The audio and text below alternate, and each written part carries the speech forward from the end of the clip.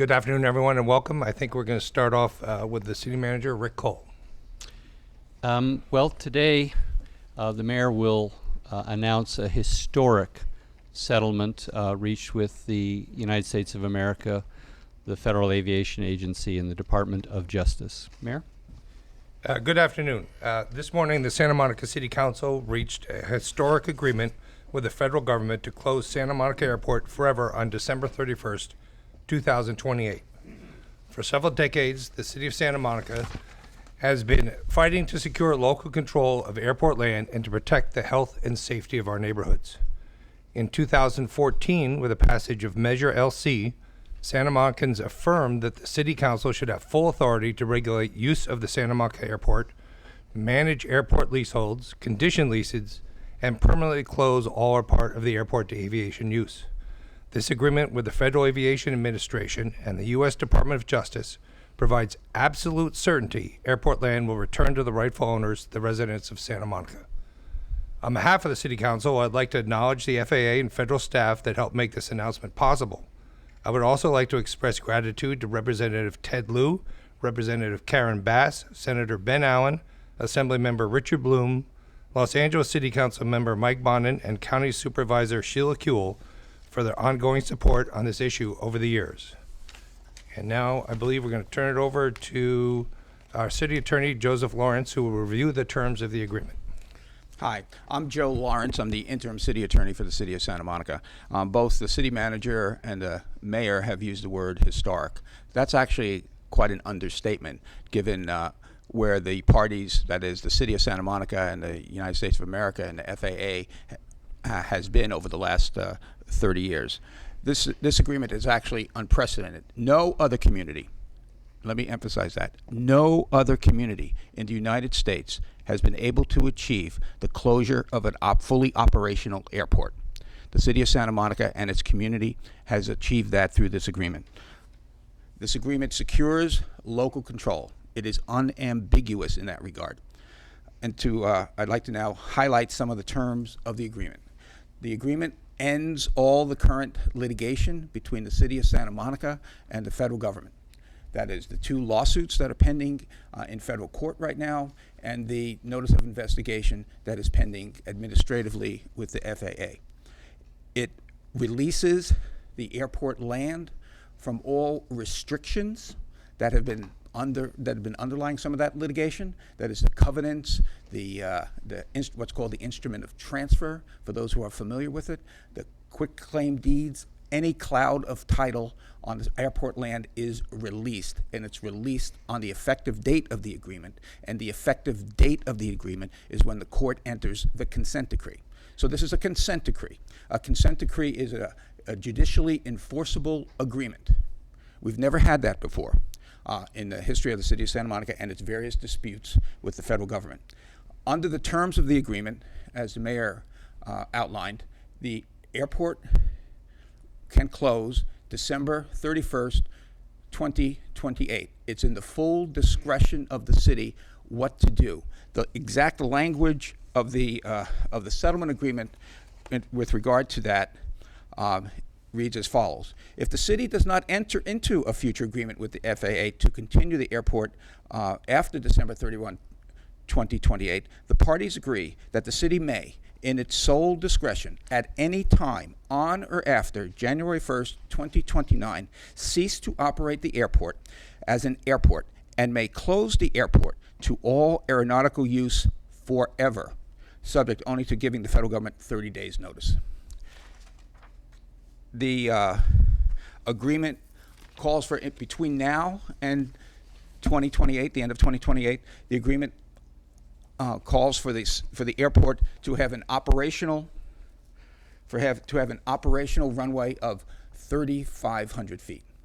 That's down from the current operational runway of over 4,900 feet.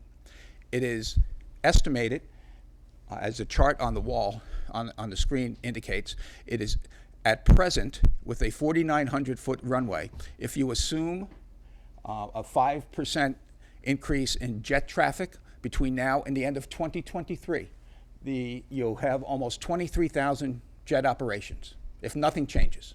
you have 23,000 jet operations. If you assume a 10% increase year after year, you'll have almost 32,000 jet operations. We believe, and independent experts have confirmed, that with the shortening of the runway to 3,500 feet, approximately more than 40% of all current jet operations will be eliminated.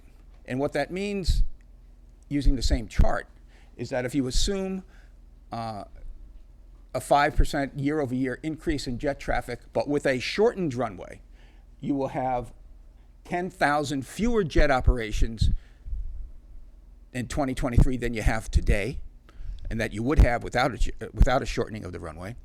And if you assume a 10% year-over-year increase in jet operations, you will have almost 14,000 fewer jet operations. That is an amazing achievement in and of itself. What the shortening of the runway does, and there's been considerable concern in the community in recent weeks about the proposed startup of charter operations at Santa Monica Airport. The type of planes that are proposed to be used in that charter type operation cannot functionally operate with a 3,500-foot runway. They just cannot operate. It violates the specifications of the aircraft, and they cannot operate. So it ceases that danger that might exist. The city has the opportunity, under the agreement, the city has the opportunity, if it so desires, to operate its own proprietary, what's called proprietary fixed-based operation, or FBO. That's been in recent months, that's been a bone of contention between the city and FAA, whether the city could do that or not. The FAA agrees to cooperate with the city in allowing Santa Monica to become essentially a demonstration project for the use of unleaded fuel. The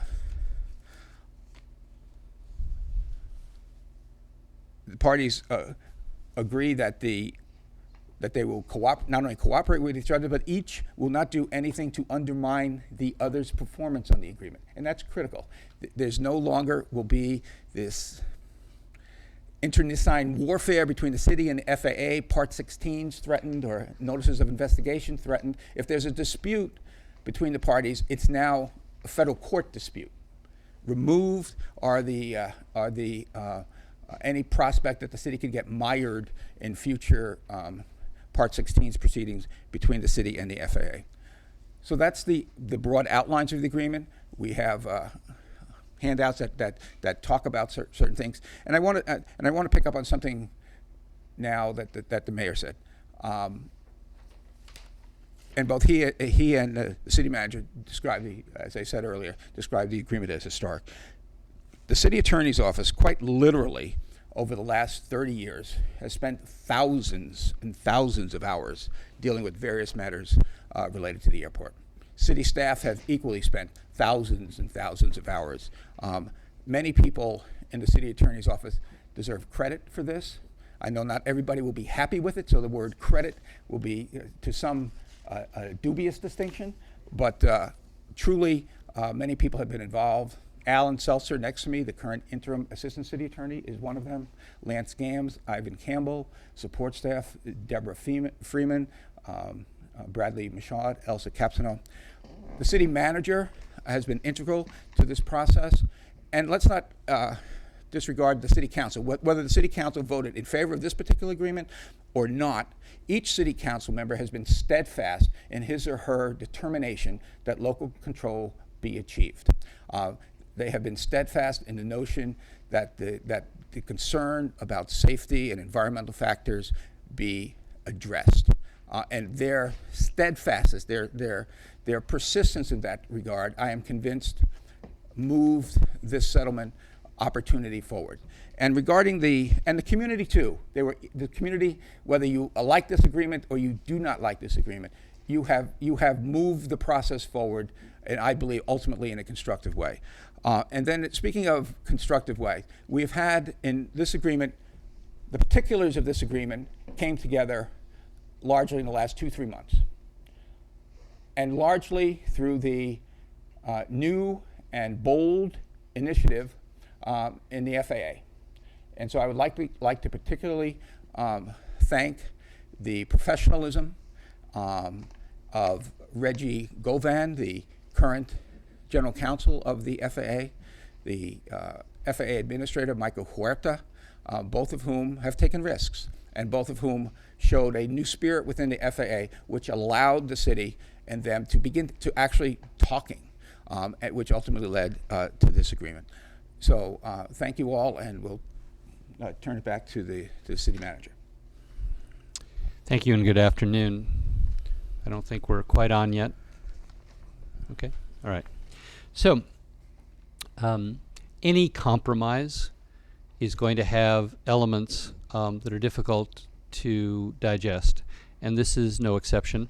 And the fact that our city council voted 4-3 in favor of this consent decree reflects that a lot of hard and tough compromise went into this on both sides. The city attorney and I flew to Chicago 2 days before Christmas as part of the negotiations that led to this agreement, and I would join Joe in all of his expression of appreciation for the hard work, including the hard work of those on the city council who dissented. Everyone on the city council listened to our attorneys respectfully and understood the risks of the confrontation path we were on and the pros and cons of entering into this agreement. Let me be clear. We have been on a collision course with the Federal Aviation Administration, which has steadfastly maintained that we have to operate this airport in perpetuity. That has been not only their public stance, but they have taken action to subpoena me and other members of our staff, to launch an investigation, to file a cease and desist order against our lawful efforts to exercise our land use capabilities.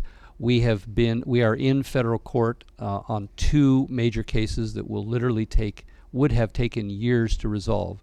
So we've been on a collision course with the FAA, and it's because of the courage of the FAA's chief counsel and their administrator that they were willing to enter into dialogue. Neither side gave much hope that we could find common ground because we started so far apart. It is council policy to close the airport next year if legally possible, recognizing that, of course, we had a very tough legal obstacle course that probably would stretch years. So both sides reached out, both sides dialogued. There was a lot of tough and hard bargaining literally over every word, but we are here today because both sides were willing to enter into a compromise that we think is in the interest of not only this community, but ultimately in the interest of the nation. I just want to talk about a couple of more of the details that aren't so much legal as what happens next. We have the right to shorten the airport. The airport runway length is clear in the consent decree. It is unambiguous. It is 3,500 feet. As Joe said, that means that will cause all of the large jets and many smaller jets to not be able to take off from the airport, either because of weather, because of insurance, or because of the specifications that literally forbid them from using the airport at that runway length. We will be moving with maximum speed to actually reduce the length of the airport. That will make the airport immediately safer because we'll be pulling back from the rooftops of houses, which today are just 300 feet from the end of the runway. It will ensure that we have the opportunity to put some of the land that's currently under pavement to better use now and in the future. And it will, the certainty of this agreement that the airport will close at midnight, December 31st, 2028. that we can begin planning and saving the money that will be required to build a great park.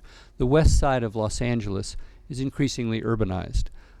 We don't have a great park. Santa Monica is committed to building one of the world's great parks on these 227 acres, along with the existing Clover Park, which is adjacent to this airport. Again, I want to pay tribute, as Joe did, to the community activists. Again, they don't all agree, and there'll be fierce debate in our community about the short-term wisdom of today's action. But over the long haul, every single person in this room can take satisfaction and pride that we are going to accomplish the goal of local control of Santa Monica Airport, that we are going to replace the airport with a great park, and we've taken a huge step toward that shared vision today. On the issue of fuel, we will continue to move forward with fixed-based operation. We will not be under obligation to supply fuel. We will supply fuel only in order to ensure that that is not a private source of profit.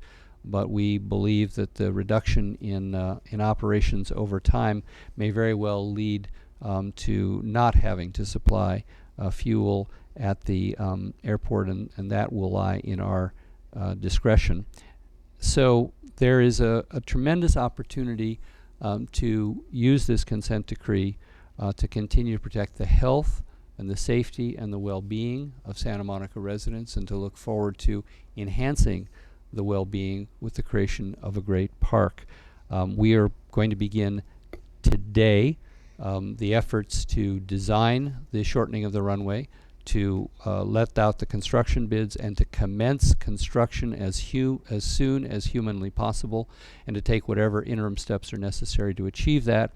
And finally, we will be doing everything we can to move forward to make sure that the design of the current airport park expansion, which is just been approved by the City Council, is built, and the design of the entire park has a robust community opportunity for everyone to participate in the planning of that park, not only residents of our own Santa Monica community, but our neighbors in Los Angeles. And finally, I guess I would say to our neighbors in Los Angeles, some of whom are here, this has been your fight too, and we appreciate your presence, and we appreciate all you've done to bring this day to pass. All right. Well, thank you for all that. I think we'd be happy to take a few questions from the media at this point, if there are any. Sir, would you come up and use the microphone at the podium so make sure everybody hears you? Thank Number you. of questions, actually. When will the runway be reduced to 3,500 feet only? That will be a matter of months. We will have a much clearer idea of whether that's 3 months or 5 months or 6 months very shortly. We expect it will be on the shorter end of that, but we are going to abide by all laws of bidding and contracting, and to make sure that we get a safe design that will allow us to meet our obligations under the consent decree. 2028 versus 28, you wanted to close in 2018 is my understanding. The compromises you were speaking of with the FAA, that is what determined the 2028 closure? Is that? That's correct. It was, Your microphone, Joe. That's correct. As the city manager mentioned earlier, the FAA, until quite literally 2 weeks ago, insisted that the airport stay open in perpetuity. Mm-hmm. That was their legal position. That was their negotiating position. That was their position. And this represents a sea change in where they were willing to move to. And it represents a change, yes, in one where the city was, but it was negotiated out aggressively by each side, and it was a compromise. As with all compromises, there's a little thing to like and a little thing not to like in it, but it was a negotiated, fiercely fought point of contention. You mentioned the Great Park. People are aware that that is the plan. Is there a chance we'll see condos, shops? That's forbidden by the city charter. Can only be changed by a vote of the people. And this city council is committed to implementing the vision of the people. Okay, so by say 2035, we'll see just a beautiful park. You'll see a beautiful park. There will be some preservation in some of the historic buildings there. That there's a lot of history of aviation there. There's a Santa Monica Flying Museum, but the park will have not only natural areas and sports fields. It's a huge opportunity, but also it will have cultural and recreational amenities like the museum and perhaps other museums as well. One final thing from me. A lot of people we talk to around the airport were concerned, certainly for safety, but they're used to the noise and everything else. But their concern was traffic. Do you envision this lessening traffic around the airport, increasing traffic at having a park as opposed to an airport? I would say so. Once we get the opportunity to design the park through what will be no doubt a very extensive community process, we have the opportunity to look at whether or not we will facilitate the movement of automobiles around that area by having some cut-through streets. You can't run streets through an airport, right? But the opportunity to run streets through a park, so we can look at that down the road. And I just want to point in from a legal point of view. There are many decisions to be made before a park is actually created. I mean, there's design, there's community input, there's designers to get involved. There's many decisions that need to be made between now and 2028. And I don't think any of us can truly appreciate today what in fact a park might look like in 2028. But again, anything else would be forbidden. Under Measure LC, which the voters approved by 60% of the registered voters in Santa Monica who cast their ballots in that election, that nothing can be built on that land without, other than parks and playing fields in the existing cultural and educational facilities, without approval of the voters. And it seems highly unlikely the voters would approve a giant development project there. Hi. Hi, welcome. Can you explain how you're going to shorten the runway? Like, what's the, like, are you going to, like, just pour sod over it? Like, how do you do it? That's part of the design process that will proceed literally beginning next week. The runway asphalt itself will be shortened. There will be some of the runway that's currently beyond the 3,500 feet will be maintained in order to give a better safety buffer.